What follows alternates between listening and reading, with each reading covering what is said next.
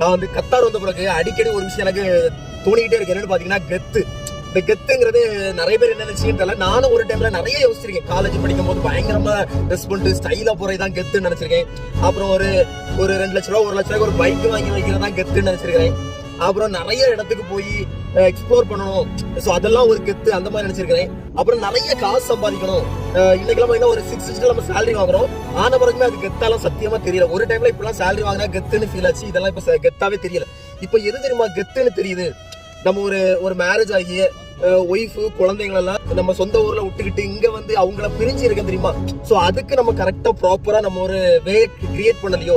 So இப்ப அன்னைக்கு அவங்கள தனியா விட்டுட்டு நம்ம ஒரு இடத்துல இருந்துட்டு அது ரொம்ப கஷ்டமா இருக்கும் உண்மையாவே. அதுதான் உண்மையான கெத்து. எதுனா குழந்தைங்க கூடயும் ஒய்ஃப் கூடயும் வீட்லயும் இருக்கதான் உண்மையான கெத்து. அதை தயவு செய்து மிஸ் பண்ணிடாதீங்க. அதுக்கான வழி என்னவோ அதை கரெக்டா தெரிஞ்சு வச்சுக்கோங்க, புரிஞ்சு வச்சுக்கோங்க. குழந்தைங்கள ஒய்ஃப ஃபேமிலியா தயவு செய்து மிஸ் பண்ணிடாதீங்க.